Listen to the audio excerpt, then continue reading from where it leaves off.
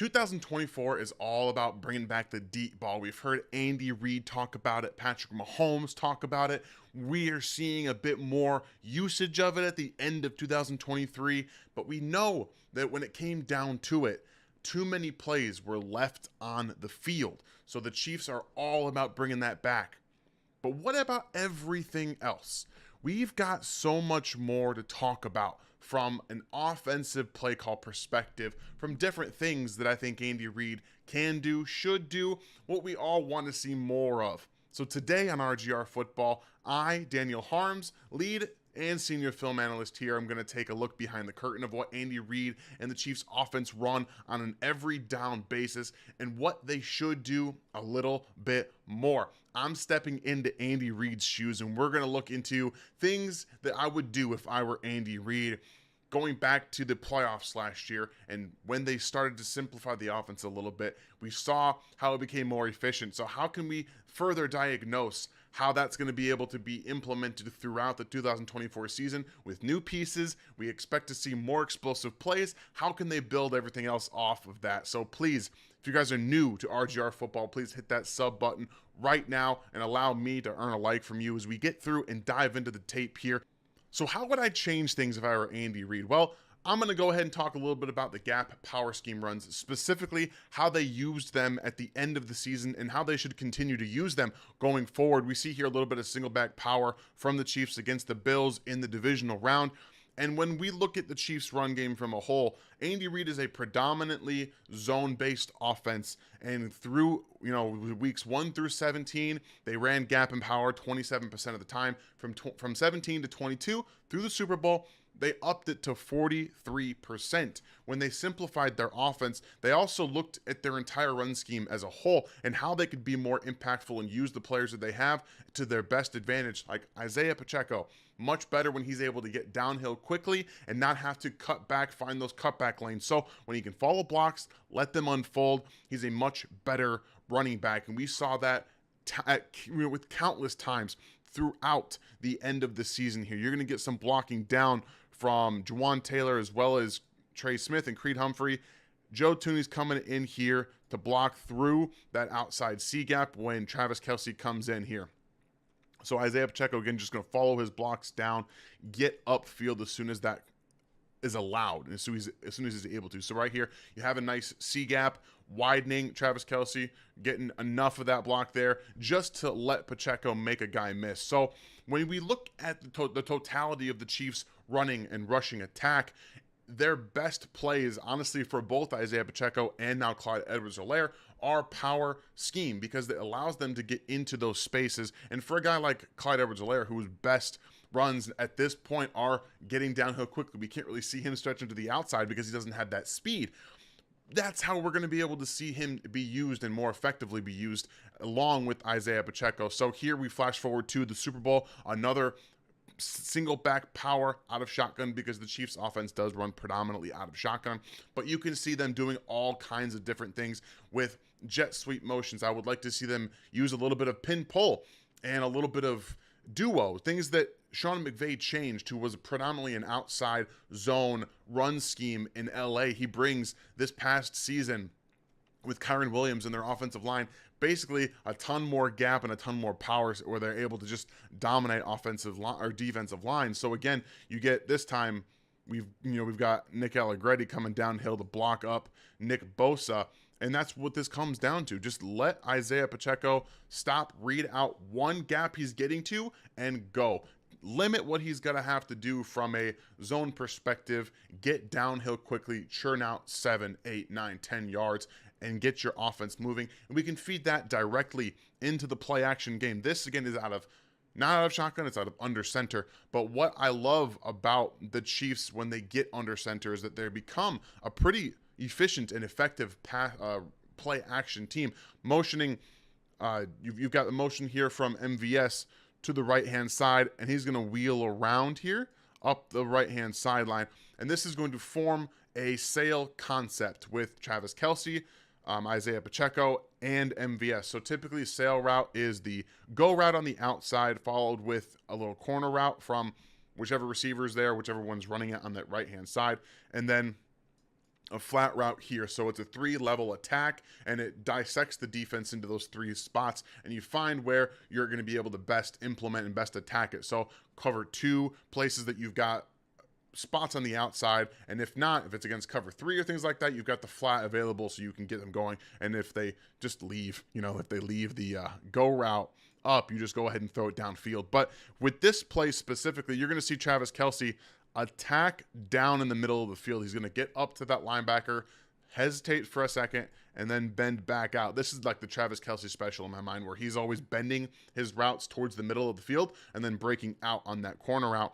You've got a little bit of play action here from Isaiah Pacheco, who is going to make it to the flat. Rasheed Rice is going to come underneath and just sit down in the middle of the field. And then on the opposite side, you've got Noah Gray going to do what he does best. Again, chip helping and then just releasing and curling as a backside receiver just in case. So this is a fantastic throw. It's a great timing throw. And obviously Travis Kelce does a fantastic job of catching it. But right here, he makes it look a little bit like he's blocking. And then you got eyes from the defense right on 1 and 2 here. So that's going to naturally create space over here with this defender having to keep going upfield because MVS is going to draw that. So you've got 2 high safeties. You're able to then, attack in the intermediate parts of the field because they can't get there quickly enough. So you have all of that there. Once again, it's a very nice throw from Patrick Mahomes to Travis Kelce on a spot in between those defenders. So we saw space underneath really start to slim down for the Chiefs because of the inability to attack downfield.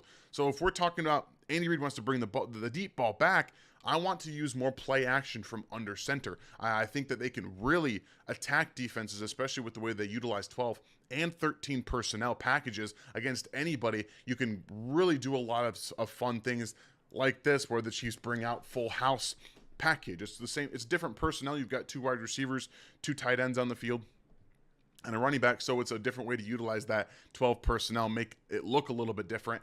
And we also got to see Travis Kelce attacking downfield out of that H-back role. So when you bring out this full house formation, you get more, I guess it's almost like you bring out a base package of their defense and then you can still attack. So imagine, Noah Gray is Jared Wiley. Jared Wiley is a faster, a bigger athlete, and that brings more substantiation to your passing attack downfield. So with Travis Kelce running this almost like a corner route, once again, you're going to have him just kind of release up and then run out to the corner. You've also got another flat route here combined with a deep kind of in-breaking and then corner route. So it's like a sail variation like we just saw, attacking those 3 levels on the right-hand side. But you can do so much out of this, and I just love what they're able to do. You got a little bit of chip help here, release to the flat, and then really, Rasheed Rice does a very nice job here of releasing inside, attacking outside, vertical,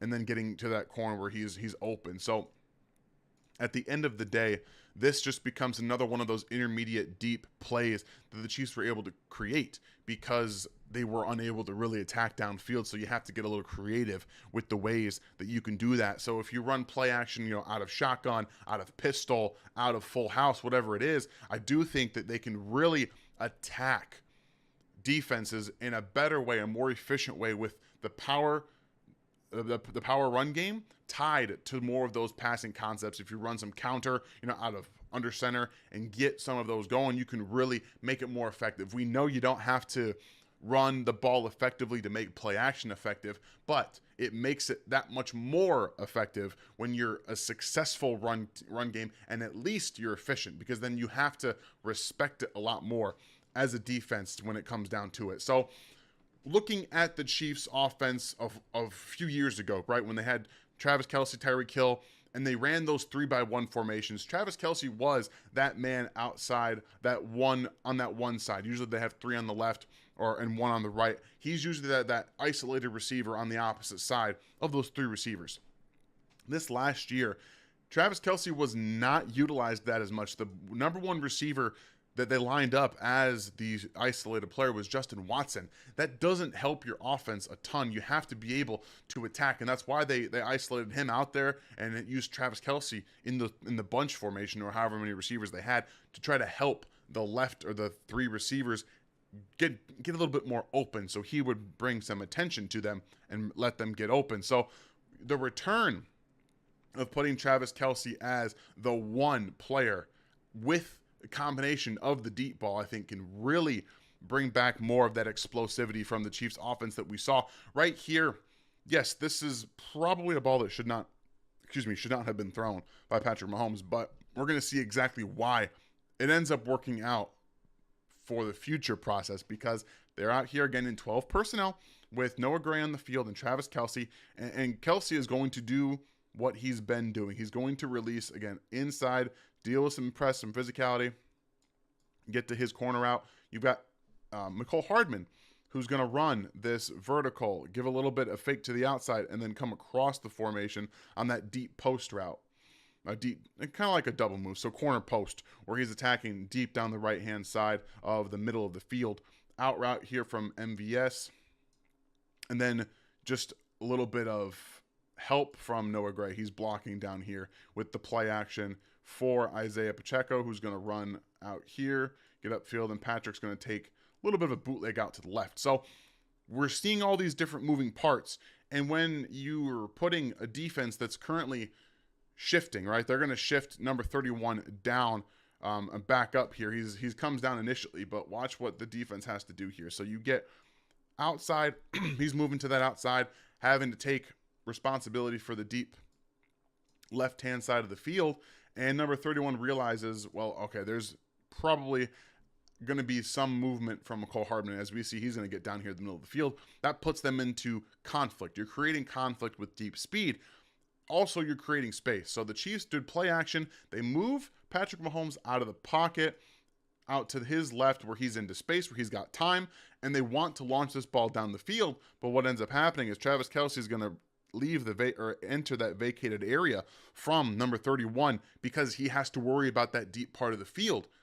If you consistently have to do that, if you consistently can create those deep plays by bringing the deep ball back and attacking with Xavier Worthy and Hollywood Brown consistently and effectively, that's the most important part, is the effectiveness of the deep ball game. You can create this, which the Chiefs desperately needed, because Travis Kelce's wide open.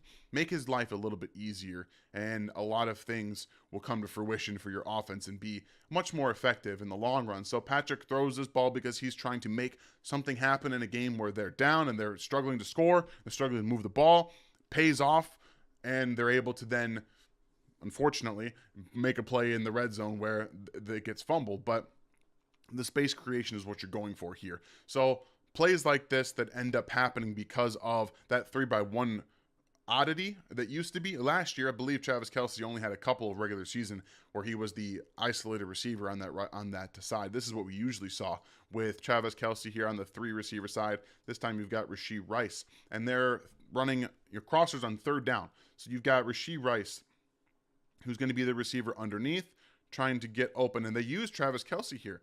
More of that rub route. So your receiver or your DB is on you.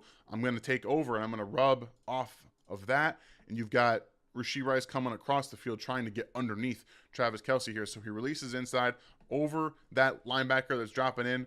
And this is how they tried to use Travis Kelce to get other players open because of the attention. You know, we know that Travis Kelce draws a ton of gravity. So that's really what the 3-by-1 formations have been last year. Going forward with more speed, more deep shots, and really hopefully more effective wide receiver play, you can start isolating him as that 3rd receiver, or excuse me, as that number 1 receiver on that side, and be able to trust the other guys to get open. One other thing that I would really do if I was Andy Reid is play more empty offensive sets. I don't necessarily care about personnel, but attack defenses. Spread them out wide. They didn't use them a ton. They were near 20th, the bottom half of the league in empty usage. But in 3-by-2 formations with 3 receivers to the left and 2 to the right, they were 9th in EPA per play. So they had a positive expected points added per play. Again, it was top 10 in the NFL. This is something that they do need to add more in their skill set and in their tool bag, because I do believe giving Patrick Mahomes easy answers to any test is always the thing you want to do. So they are just going to run the front side here, the 3 receiver side. You're going to run 2 slants and an in, 2 slants right there, with Travis Kelce on the opposite side running his out route with a go route from MVS. So again, it gives you easy answers to the test because you've got off coverage here. Nobody wants to get beat down the field. They want to have to give you the opportunity to throw the ball underneath. And so right there, boom, you've got guys backing up already because you had speed to the outside, and Isaiah Pacheco in the right spot, being able to catch the football there. He's shown to be a very reliable receiver. So let him do some things in the passing game. Let Clyde Edwards-Helaire, who you had expecting to play wide receiver in the Super Bowl 2 years ago, be out there as receivers. Give your quarterback easy, escapable options to where defenses, again, if they're going to put those two safeties up there, attack them underneath, force them to come down a little bit with that power game we talked about, with a little bit of play action, and then spreading them out and forcing defenses to give you, again, more of those answers. Here we got some more 3-by-1 with Travis Kelce off the field and Noah Gray taking his spot on that right-hand side. They still are able to get Justin Watson wide open over the middle of the field here. He drops the football. Yes, it's a little bit located behind him, but again, we're seeing some of this pirate concept on the left-hand side. We've talked about this in the past, where you have the deep in route with an underneath in route. So you have those two routes attacking different levels of the field, also known as, a high-low concept. With MVS, I'm not really sure what he's doing. He gets kind of taken out of this play anyway. But you can also get creative with it.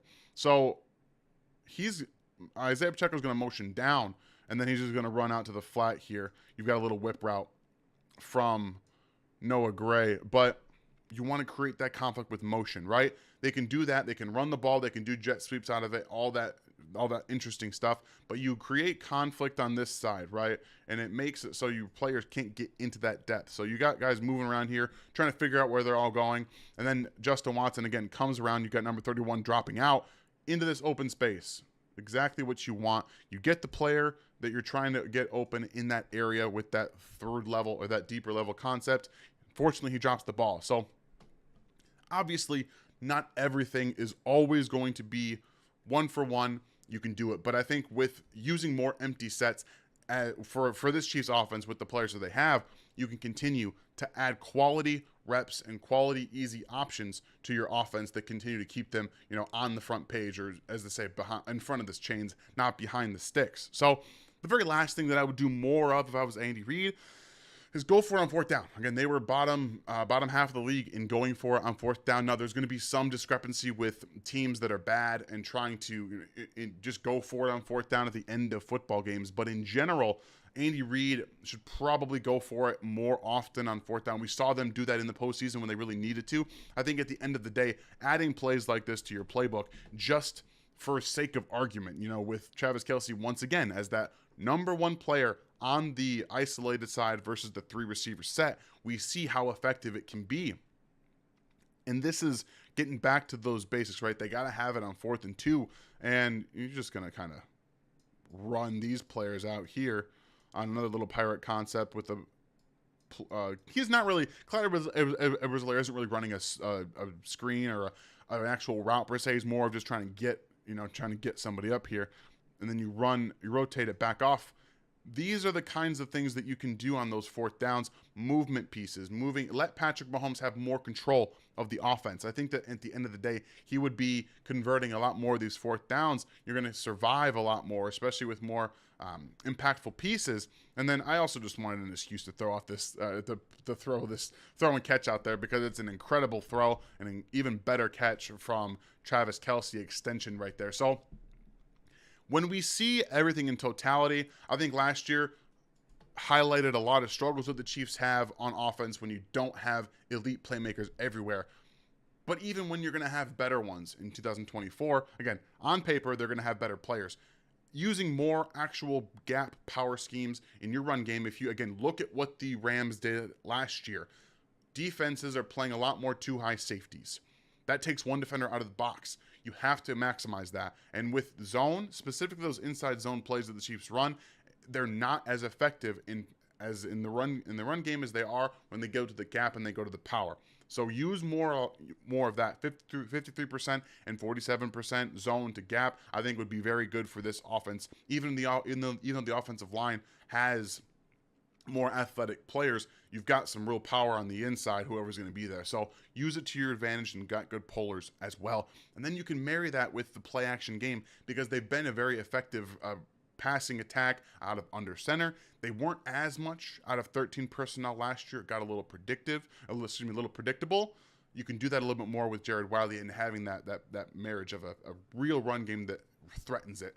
Getting back to Travis Kelce being an isolated receiver in 3-by-1 sets, adding more empties and being more effective at it empty, and then just going for the throat more on fourth down when you're even close to the 50-yard line.